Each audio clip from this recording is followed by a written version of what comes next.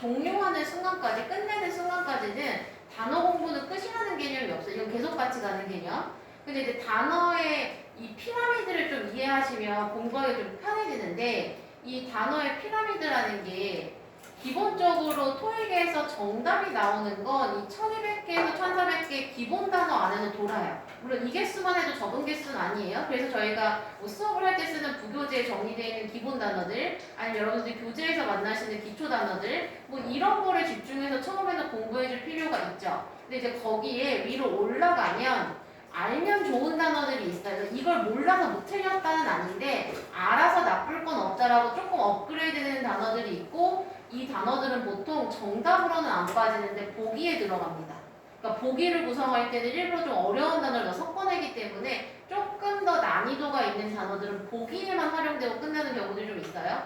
거기서 이제 훨씬 더 위로 가시면 보통 우리가 얘기했을 때 뭐 900점 이상을 완성하는 단어, 아니면 꼭 시험에서 한두 개 정도가 들어가는 만점 방지용 문제들이 있어요. 그러니까 만점은 안 주겠다. 그러니까 웬만하면 대부분 사람들이 틀릴 텐데 그래도 만점자는 좀 털고 가겠다. 뭐 이런 정도의 문제들에서 쓰이는 좀 특별한 단어들이 있습니다. 그러니까 이 단어들은 사실 우선순위가 될 수는 없죠. 이 단어들 때문에 스트레스 받을 수는 없어요. 그래서 일반적으로 RC에서 파트 뭐 5, 그 다음에 6, 7까지 정답은 다 이 안에서 돌고, 여기에는 좀 어려운 단어들은 보기를 구성하는 데 쓰이고, 이 꼭지점에 있는 단어들은 사실 그냥 무시하셔도 돼요. 이건 뭐 나오면 나만 틀리는 거 아니니까 그냥 두셔도 되는 단어들. 이렇게 구성이 돼 있을 때, 그럼 여러분들이 오늘 바로 시험에서 풀어봤던 이 문제들은 여기서는 내가 어떤 애들까지는 꼭 맞췄어야 되는 건지, 뭐 어떤 거는 제가 얘기했던 이 알면 좋은 단어 수준인지, 그 다음에 어떤 게 만점 방지용 문제인지, 뭐 이런 것들을 나눠가면서 같이 좀 봐볼게요.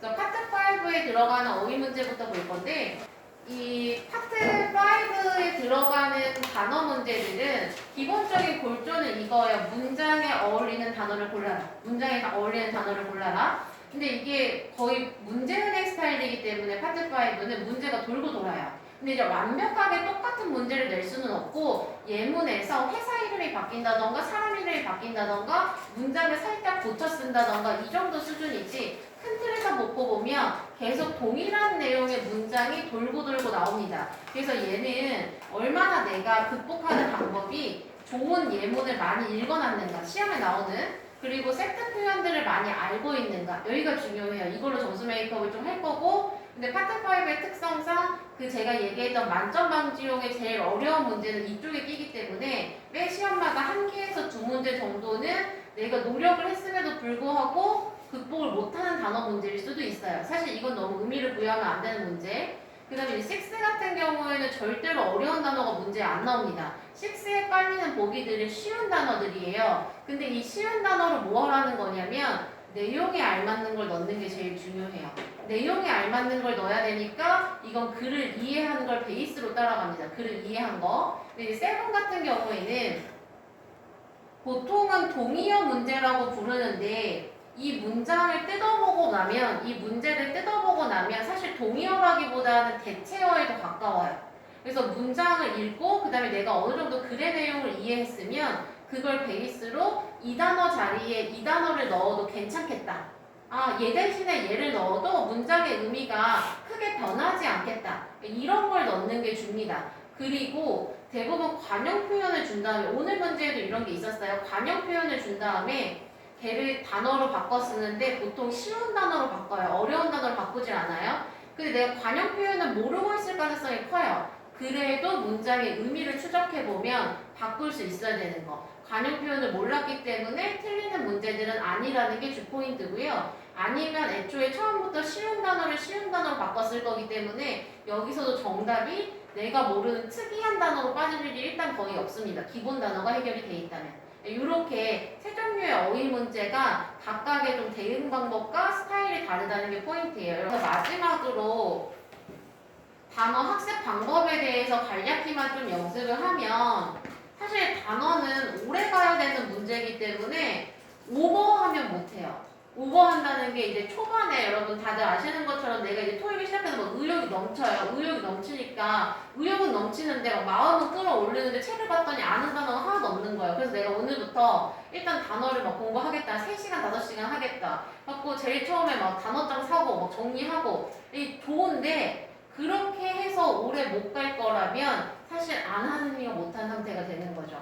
단어는 매일 꾸준하게 그리고 인정해야 되는 건 까먹는 게 너무나 당연해서 이걸 다 기억하면 그게 더 특이한 거라 이걸 못 받아들이면 괴로워져서 못해요. 까먹는 게 당연한데 내가 그렇게 막 오버페이스로 스트레스를 받았으니까 나는 외워줘야 된다라고 믿는 거죠. 근데 다음날 보니까 기억이 하나도 안 나요. 이거 못하겠다 스트레스 받는데 이렇게 가시면 안 되고 까먹는 게 당연하니까 누구라도 까먹는 게 당연하니까 자주 반복해서 단어와 마주친다. 그러니까 너무 억지스러우면 안 돼요. 얘와 내 사이는 자주 볼 사이, 억지스럽게 만날 수가 없어요. 그래서 자주 본다. 근데 이 자주가 어느 정도냐면 사실 업다운은 있어요. 근데 보통 평균 7번에서 6번 정도라고 얘기를 해요. 연구 결과는.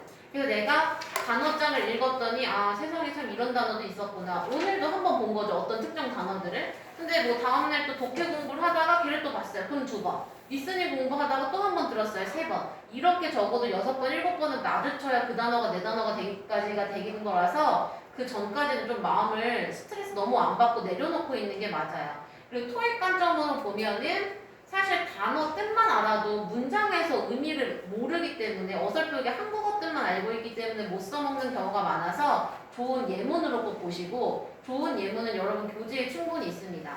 그리고 일반적인 단어의 암기 과정은 인지 이런 단어가 세상에 있다. 그 다음에 얘기했던 만나기 반복 그 다음에 사실 제일 좋은 거 활용인데 우리가 활용할 일이 없는 게 문제예요. 그럼 토익에서의 활용은 읽기, 뭐 듣기, 쉐도잉하기 뭐 이런 거에서 어떤 단어를 써본다. 그리면 최종적으로 내 단어 이렇게 생각하시는 게 맞아요. 그러니까 이 과정까지를 본인한테 여유와 시간을 좀 주시고 이런 단어들 파트별로 인지하는 방법으로 마무리하면 됩니다. 그래서 시작도 마무리도 단어인데 그 과정에는 좀 여유가 있어야 된다는 말로 특강을 마무리할게요. 오늘 고생 많이 하셨습니다. 수고하셨어요.